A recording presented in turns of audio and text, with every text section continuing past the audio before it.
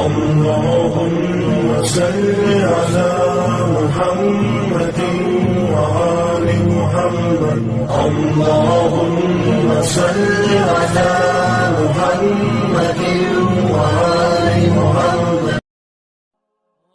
Malhama, according to the hadith, is going to be, the greatest war that will ever happen. And many people will die. Now, if we compare this to World War I, World War II, millions of people died in World War I and World War II. And that still wasn't the malhama. So people need to realize, if you believe in the Sahih Hadith, if you believe in the Quran, you need to be prepared for what is coming. Unfortunately, too many people, they treat this like it is fantasy. Like this is not going to happen, like it's not going to affect them.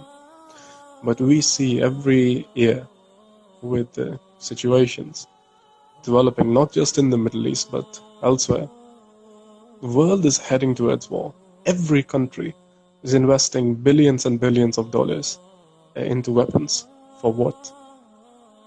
The Third World War must be fomented by taking advantage of the differences caused by the agents of the Illuminati between the political Zionists and the leaders of the Islamic world. Yeah, that's what he says. The war, this was 1925. Please understand that. At least 1925. May go all the way back to 1871, as is purported to do, but at least it was written in a book and published in 1925. So the war must be conducted in such a way that Islam, the Muslim Arabic world, and political Zionism, the State of Israel, mutually destroy each other. That's what it says.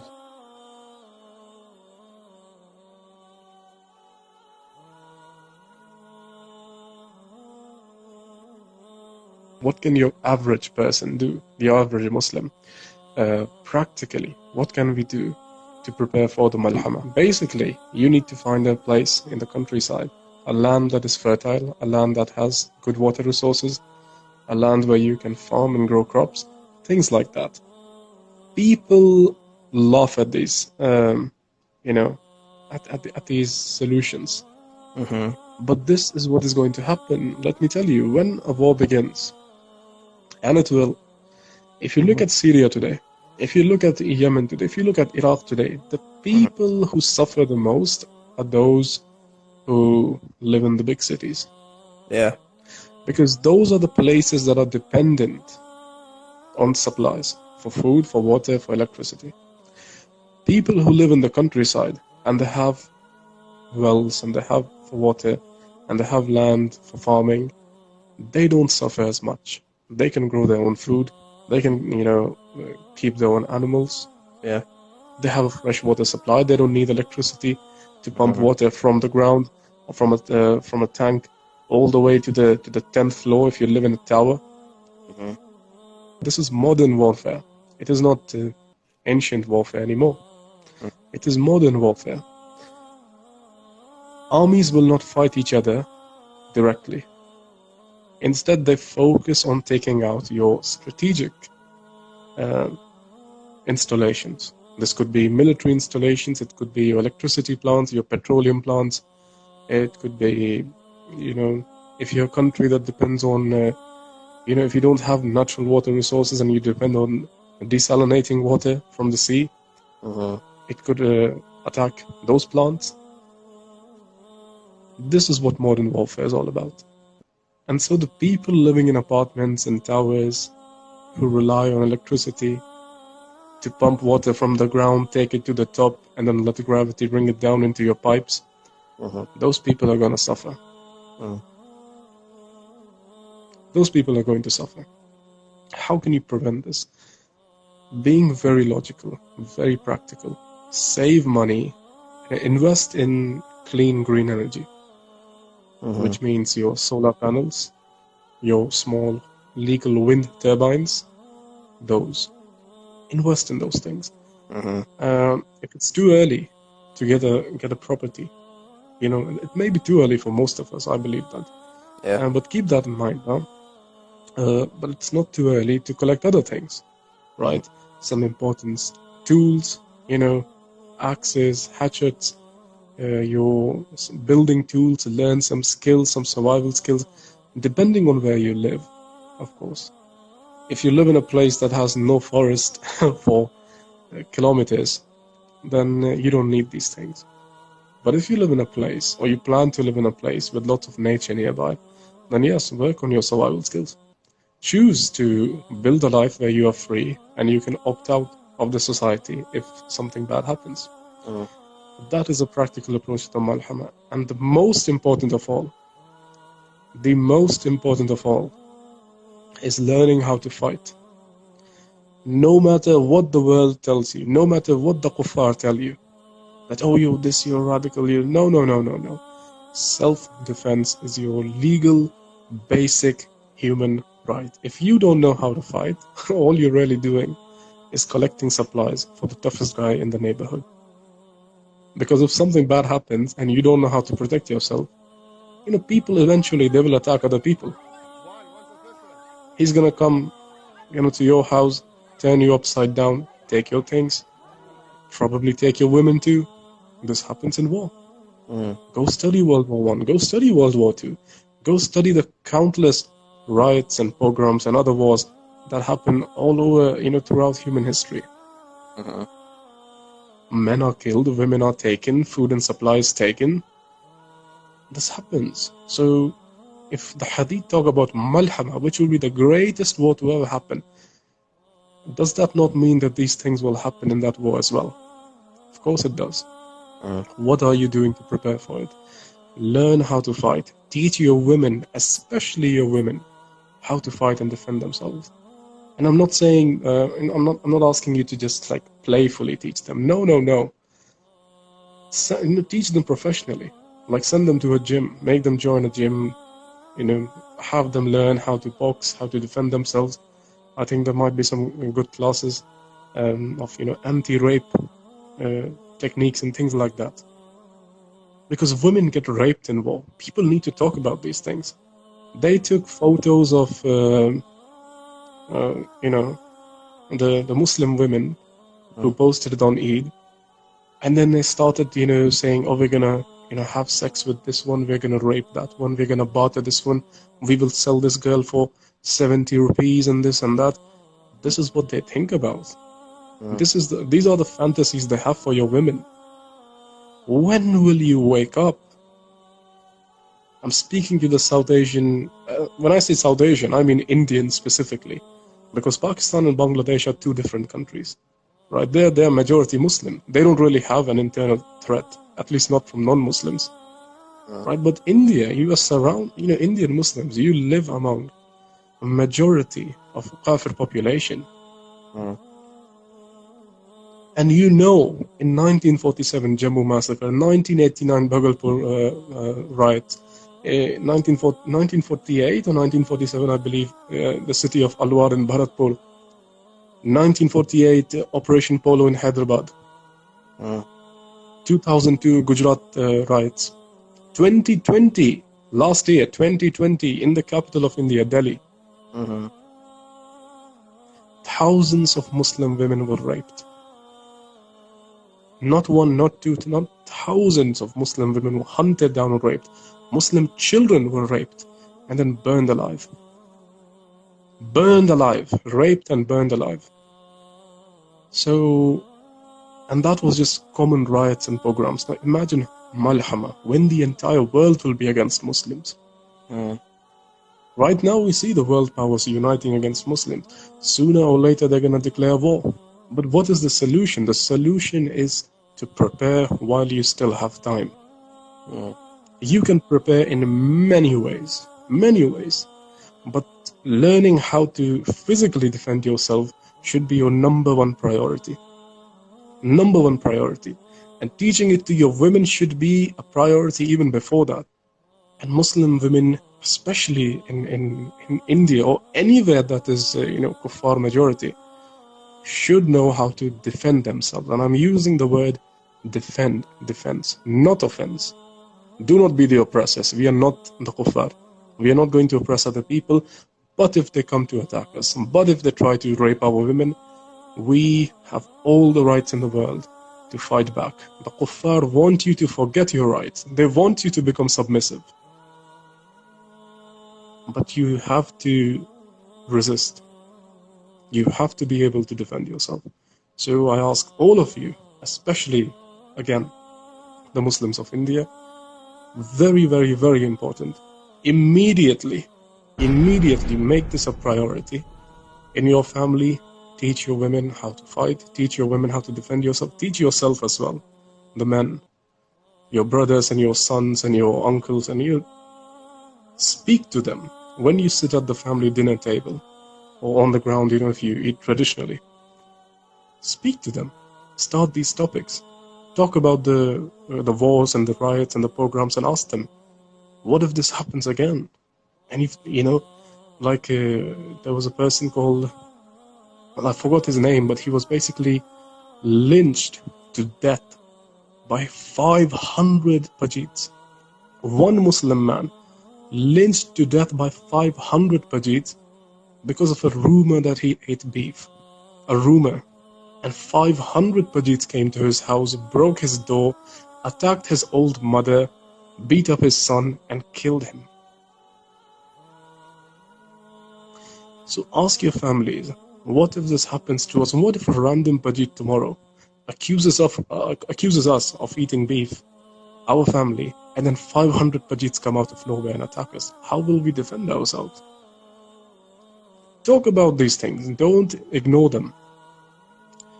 When you speak with other people, other Muslims, wallahi, you will realize that they are thinking exactly what you are thinking. And when people who think alike, when they get together and they talk about the problems, that is when solutions present themselves in the form of ideas. But if you don't speak to each other, you will never find the solutions. Never. So these people, these Muslims, not just the Indians, but everywhere, they need to first of all start speaking to one another. They need to start asking questions and thinking, hey, what if this happens to us? What if 2002 Gujarat riots? Or what if what happened to Bharatpur and Alwar, which were, cities during the partition, at the time of the partition in the state of Rajasthan. It is an Indian state next to Pakistan. So these two cities had a large population of Muslim Rajput people. Now Rajput people were people descendants of Hindu kings, right? So they're considered to be a royal tribe or clan in the Hindu population, in the Hindu religion. But these people converted to Islam. They became Muslims, alhamdulillah. So these two cities, Alwar and Bharatpur, had a large Rajput Muslim population. Under the rule of the Indian National Congress leader named Patel, the guy whose statue, largest statue in the world, was built by Modi. Under his leadership, he, the RSS, and the Indian forces, the police, they came together. So these three came together, and they feared, this is how they presented themselves, they feared that because of these cities, they had large Muslim population. They feared that these cities would join Pakistan. So what they did was, they attacked the cities. And the order was given to kill every Muslim man, every single one, even the children, men, and take the women. That's what they did. And Pakistan was unable to help them. So in the city of Alwar and Bharatpur, every single Muslim man was slaughtered. Their women were raped, taken, their children, the male children were killed, the elderly were killed, and the women and the girls were taken. And surprisingly, majority of the Indian Muslims I speak to, they don't even know about it, because it's not taught in their schools, it's not mentioned in their history books. So I want them to think about this. These things have already happened. Go read about 1947 Jammu massacre. So look at how many Muslim women were raped. Go read about 2002 Gujarat riots. Teach your women how to defend themselves. Very, very essential. Start talking about these things with your families and your friends, and eventually all of you, your minds will get together. You will think about solutions. Yeah, what do we do? So right now I will give you some practical legal solutions. First of all, beginning to learning to defend yourself and teaching your women how to defend themselves. The internet, people. The internet, you can learn anything for free on the internet. Go to YouTube and type self-defense techniques, how to learn to defend yourselves. And you will find thousands of videos that teach you for free how can you fight, how can you protect yourself from one attacker, how can you defend yourselves against multiple attackers, what do you do, what techniques do you use, how do you play, what footwork do you use, and how do you move your hands. Everything is there on YouTube. Go learn it from there. If you need some tools, some batons, batons are like a danda basically, but they're made out of steel. That's legal, right? It's called a baton, B-A-T-O-N. Go purchase that. Own it. Get a bat, a baseball bat, cricket bat, anything that is legal. Pepper sprays, things like that. This may sound funny, but again, I'm trying to not get you in trouble because there's many things that you can own, but they're probably not legal. So you have to stick with what is legal, right? Sticks and stones, things like that, unfortunately. But again, this depends on where you live. If you live in the United States, you can own a much better weapon. If you live in Pakistan, you can own really cool weapons, like legally, and they'll be very cheap too. So this is what people need to do. Now, you can also fortify your homes. That is legal as well. What do I mean by that? Let's say if we study the 1947 Jammu massacres, when over 300,000, more than 300,000 Muslims were slaughtered, burned alive, raped, kidnapped, enslaved, all of that. Now, a large part of anti-Muslim pogroms, in South Asia at least, is arson attacks. Means attacking people by fire. So they burn your homes, your shops, right? Probably to draw you out or burn you inside. Or they attack the people with oil and fire. This is very common, a very common tactic of Pajits. What can you do? You can speak to if you live in a Muslim locality, you can speak to your neighbors. Begin by speaking to your friends and families first. And then you can speak to your neighbors. And then they can speak to their neighbors. And you can form small communities. Small communities. Collect some money together. It doesn't have to be your money. It has to be everybody's money. Collect some money together. And purchase and install one of those strong, pressurized fire hydrants. Yeah, get those installed in your neighborhood. In case something happens, in case Pajits are coming, and they're gonna burn or do something, turn that thing on and make, just drench all the buildings with water. Saved. You're saved. The buildings won't light on fire anymore. Simple solution.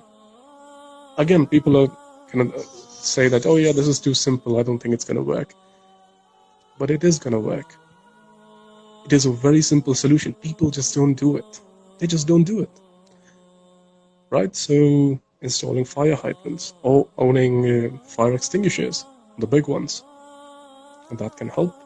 Fortifying your homes, replacing your wooden doors with doors made out of metal or steel. How much is that going to cost? How much? I believe not even $500. $300, $400 perhaps, or maybe even less. You can get a door made out of steel. You can get a door made out of metal. You can, have a welder weld small spikes into it so nobody rams the door.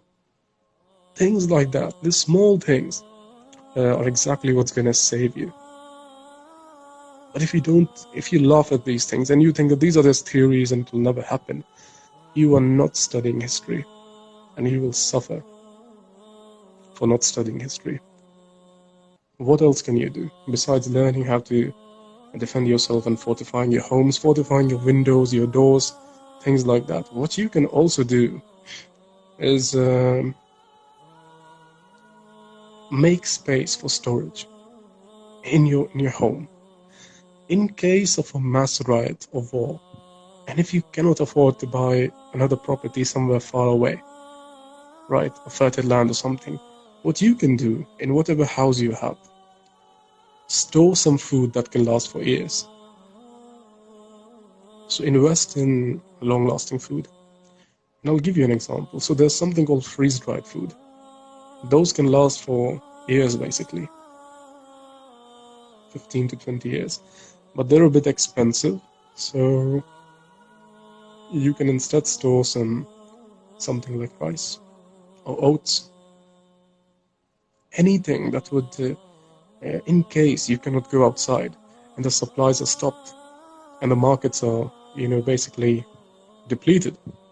Anything that can give you and your family enough calories so that you will not starve for at least 6 months without going outside. And that is a good investment. So if, things go, if a riot happens or a war starts, you don't have to open your door. You don't even have to go outside. You can stay.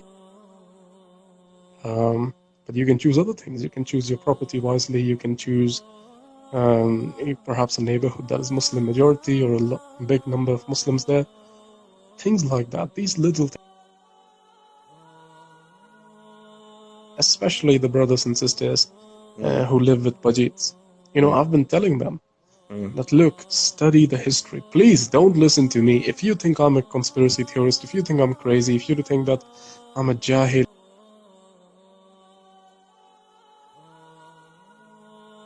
Bharatpur and Alwar, about the 1947 Jammu massacres, about the 2002 Gujarat riots, study the cases that have happened there. The horrific things. Do you know, in one case in the 2002 riots, a Bajit guy, do you know what he did, Faisal? He took a pregnant Muslim lady, then he took a sword, he cut open her belly, took out her unborn child, and pierced the child with the tip of the sword. Imagine the brutality. Look, when doctors, they operate to take the baby out, it hurts. They use anesthesia. Yeah. Now imagine cutting the belly with a sword. Imagine the woman screaming in pain, tearing off the baby from her belly, and then killing that unborn baby. And that Bajit did not get arrested. He did not get punished. He's still alive. He's still roaming India. This is what has happened. This is the brutality done to Muslims. And if these Muslims still call me a conspiracy theorist, and if they still do not prepare, then there's nothing I can do. They're going to suffer and they're going to regret.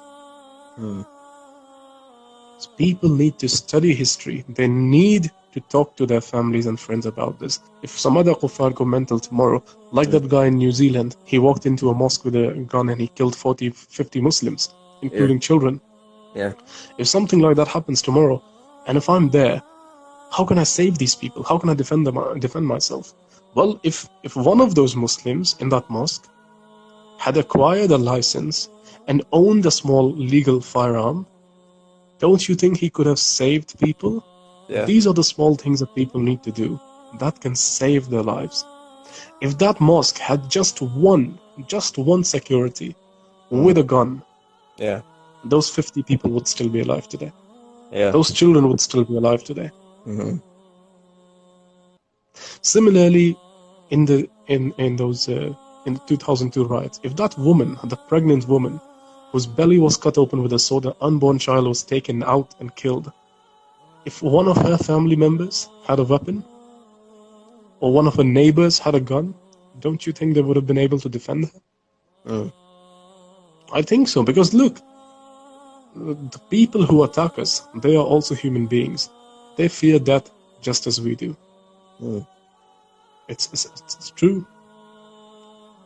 So there are other cases from India itself. I forgot the name of the place, but basically what happened was some Pajids started some riots. They started killing Muslims. And there were two Muslim neighborhoods in the city.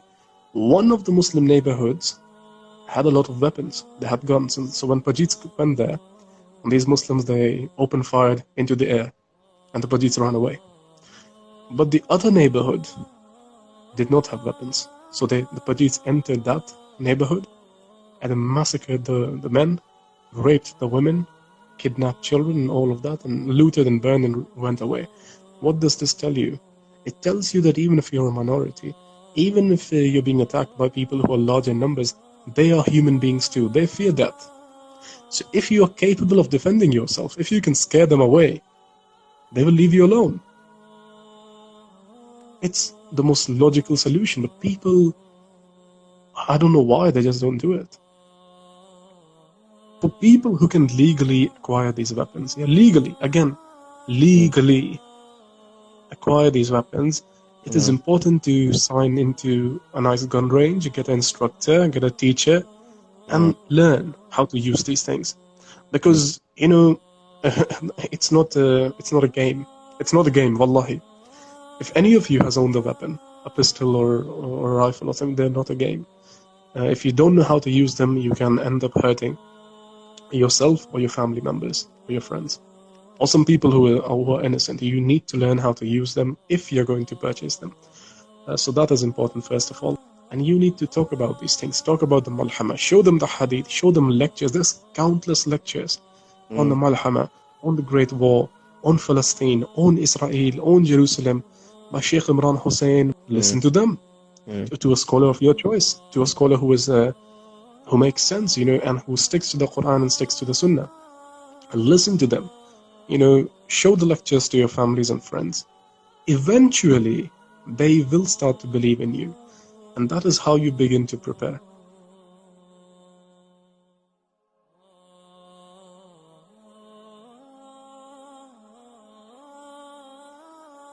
At the very least, this pandemic has taught a lot of us. Preparing is necessary. Yeah, I think you would agree, Faisal.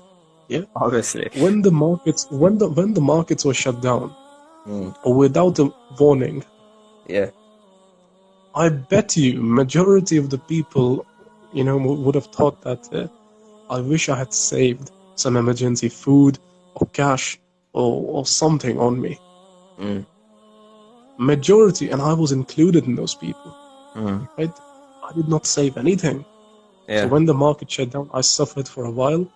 And when the market reopened, the first thing I did was I purchased rice, I purchased a lot of glucose biscuits, I purchased, what are those things called?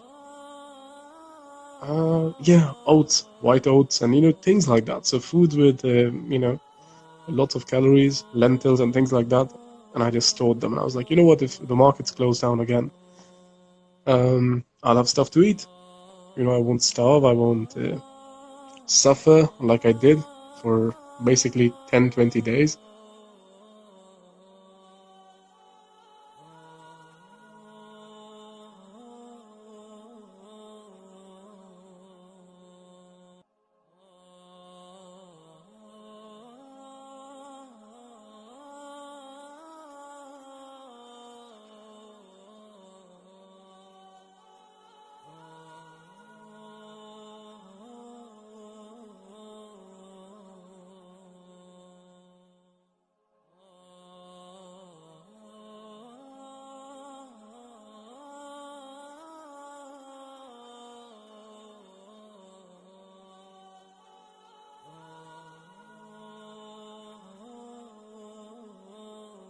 اللهم صل على محمد وآل محمد اللهم صل على